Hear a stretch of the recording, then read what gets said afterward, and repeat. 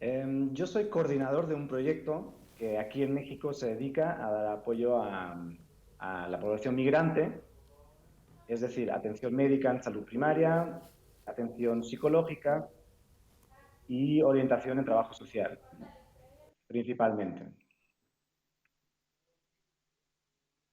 Con toda esta cuestión, Gordon, ¿cómo nos puedes explicar aquí en la Argentina que uno muchas veces se queja de la situación económica, etcétera, etcétera, pero digamos que esto que tú haces y lo que hacen con Médicos Sin Fronteras ya excede mucho más a la situación que al menos aquí podemos vivir, que quizás nos toca, pero no de una manera tan fuerte? ¿Cómo nos puedes explicar eso? Bueno, la gente que está saliendo de sus casas no lo hace de manera voluntaria, que digamos. Si una persona toma este tipo de decisión, es una decisión fuerte que toma en su vida. Estas personas están buscando refugio, están saliendo de lugares en los que la violencia es cotidiana y muy fuerte, se sienten amenazados, além de a lo mejor añadir la parte de pobreza extrema. Cuando pasan a otro país, lo que buscan es refugio y lo que se encuentran en la ruta son muchos peligros.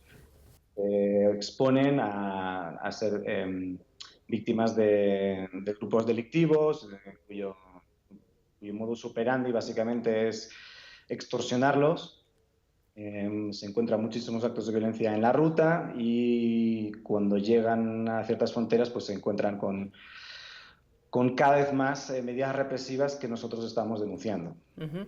Claro. Eh, ¿Habría, bueno, trascendido la posibilidad por parte de Estados Unidos de destinar una partida millonaria a migrantes? Una contradicción de acuerdo a la política exterior que están teniendo, sobre todo con los migrantes. Gordon, ¿cuál es tu visión al respecto? Puntualmente en Estados Unidos, luego de las redadas masivas y la manera de resolver que tienen por parte de ese Estado.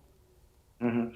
Sí, bueno, nosotros no nos queremos posicionar políticamente, no nos tenemos que decir a los gobiernos lo que tienen que hacer, no estamos para eso, nosotros estamos para dar atención a la población. Lo que nosotros sí podemos denunciar, y lo hacemos cuando lo vemos, es cuando ciertas prácticas eh, impactan directamente en esta población que nosotros queremos atender. Lo que está ocurriendo con las redadas y la militarización incrementada en las diferentes fronteras, aquí en México, por ejemplo, lo que hace es que esa población se vuelva más vulnerable. Y eso es porque se tienen que volver invisibles, ya no pueden acceder a salud, por ejemplo, de manera más abierta, se mueven de manera más clandestina. Todo esto hace que seamos vulnerables. Ujú. En términos de las políticas, bueno, el presidente López Obrador ha tenido por ahí en esto que se le puede esbozar alguna crítica de, como decimos aquí, poner mano dura en esas zonas, ¿no? Quizá de manera excesiva. ¿Lo viven un poco así? Sí, hemos visto un cambio. Ahora mismo estamos viendo que hay una mayor presencia de fuerzas del orden en diferentes partes del país. Lo que nosotros vivimos en directo, por dar un ejemplo, y es lo que llevó a nosotros denunciar esto la semana pasada, fue que mientras estábamos dando atención médica, bueno, y además de la de salud mental y demás acciones que damos, más apoyos que damos ahí a los migrantes, se acercaron varias unidades de la migración, del Instituto Nacional de Migración aquí en México, acompañados de un cuerpo del orden, comenzando un operativo policial, una redada hacia los migrantes que luego acabaron huyendo. En ese momento llevábamos unas 50 consultas de salud primaria, dos consultas en salud mental, todavía había bastante gente ahí esperando ser atendida y obviamente esta gente huyó. En los días siguientes a este evento, obviamente de manera natural, las personas ya no se acercaban a nosotros, tenían miedo de ser víctimas de otra redada, ¿no? Este es el tipo de acciones que se están multiplicando últimamente en todo el país y lo que está haciendo es criminalizar a gente que está buscando refugio, ¿no? Una persona que está saliendo de su país para buscar refugio no debería ser criminalizada. Esta es nuestra posición. Uh-huh. Ayer comentábamos, cuando intentábamos dialogar contigo, que Médicos Sin Fronteras es una organización en la que no todos son médicos, ¿no? Sino que hay mucha gente trabajando, bueno, desde administrativamente hasta con otro tipo de dedicaciones, profesiones y oficios. Y pensábamos en esto de la desesperación de ya de por sí elegir dejar el país de origen, y fundamentalmente lo que pasa en Centroamérica con hondureños, salvadoreños, guatemaltecos. Médicos Sin Fronteras ataca, digamos la problemática final, ¿no? ¿Qué pasa con la prevención? Si hay algún trabajo que no le corresponde a Médicos Sin Fronteras, sino a dónde debería estar la responsabilidad de contención o de evaluación para que la gente no tome los riesgos como, por ejemplo, no sé, cruzar el río nado, ¿no? con una pequeña o con la familia o con lo que sea. ¿Cómo se pueden prevenir ese tipo de situaciones, Gordon? Es muy profundo esto y va más allá de Médicos Sin Fronteras, pero digo, ¿se lo han planteado en algún momento? Sí, es una problemática difícil, pero la solución tiene que ser política, tiene que ser dada por las autoridades en los respectivos países para asumir sus responsabilidades.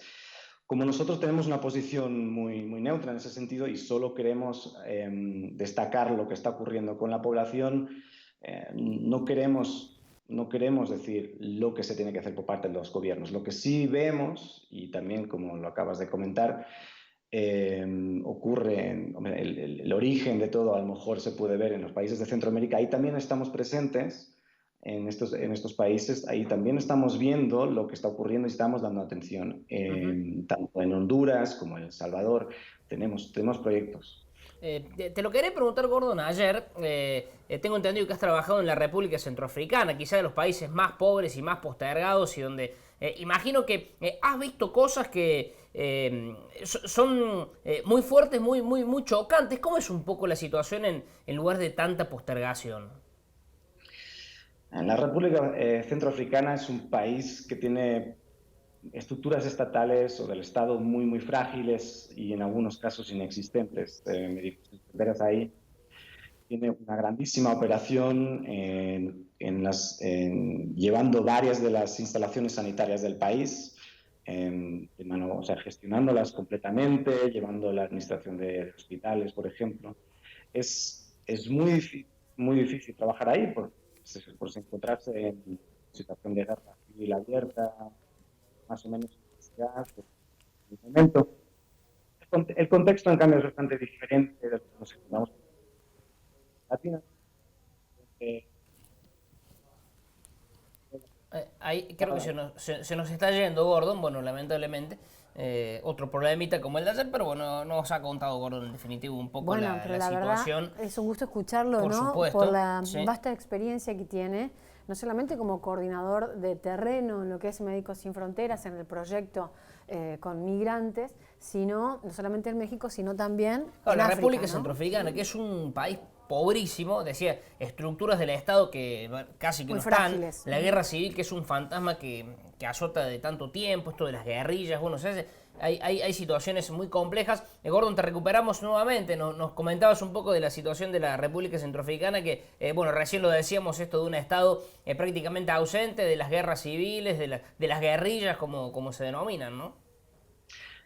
Correcto, sí. Ahí el trabajo nuestro se le añade la dificultad de falta de infraestructuras en muchos sentidos y se vuelve bastante más complicado también el nivel securitario hacia nosotros también, ¿no? Es una cosa que tenemos que tener en cuenta.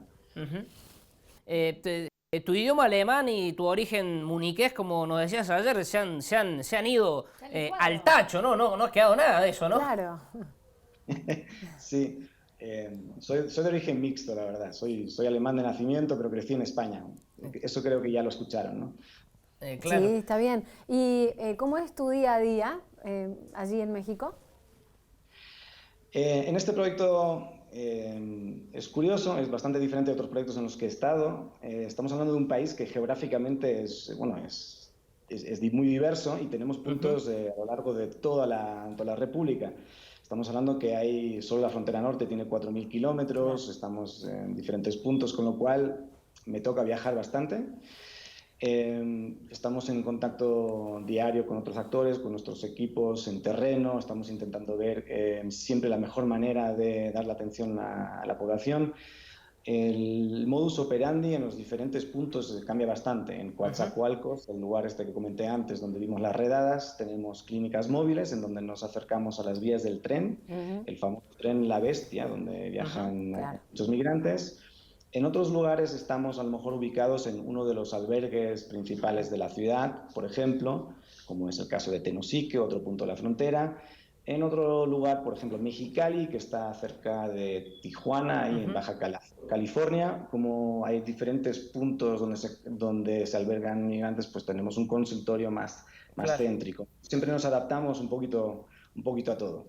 ¿Cuál es, Gordon, el punto que tú consideras más caliente que tiene México en términos, bueno, puede ser inseguridad, puede ser esta cuestión de los inmigrantes? Por ahí nos llama mucho la atención la situación, no sé, de la Baja California, de Sinaloa, del estado de Guerrero, el DF propio, que es un mundo aparte. ¿Cuál es el que tú consideras el lugar más difícil? Ahora mismo, para trabajar, pero sobre todo para nuestra población a la que estamos atendiendo, es Tamaulipas. Ahí lo que estamos denunciando desde hace tiempo es esta práctica por parte de Estados Unidos de hacer permanecer en México a los solicitantes, a personas que han solicitado asilo en suelo estadounidense y que les está haciendo esperar del lado mexicano. Esto parece ser que la intención ahora es de expandirlo hacia más lugares, más puertos fronterizos, y uno de ellos que más nos preocupa se encuentra justamente en el estado de Tamaulipas, en el noreste, que es tierra muy peligrosa para los migrantes, donde hay altísimos niveles de extorsión y secuestros. Para darles un dato, el 37% de los pacientes que nos llegan a consulta de salud mental en Nuevo Laredo afirman haber sido secuestrados en las 72 horas anteriores. El 37%, decís, Gordon, es altísimo y preocupante, ¿no? ¿Y qué tipo de respuestas y de comunicación tienen con el gobierno? De, por ejemplo, Tamaulipas o de estas ciudades que decís, nombras como peligrosas. Pues tenemos presencia en medios, como por ejemplo ahora, intentando denunciar esto, sacamos notas de prensa cuando lo vemos oportuno, para hacer ver, visibilizar más esta problemática. De los países centroamericanos que recién mencionamos, El Salvador, Honduras, Nicaragua, Guatemala, es como que esos cuatro son los, entre comillas, los, no sé si más peligrosos, por lo que sufren más estos flagelos que son las maras y esto de querer irse del país, como que más en la parte centro-sur de Centroamérica no pasa. Disculpe, no entendí la última pregunta. Te decía si es Honduras, El Salvador, Guatemala y Nicaragua los cuatro países de Centroamérica más complejos en esta situación, que para el resto por ahí no es tan así.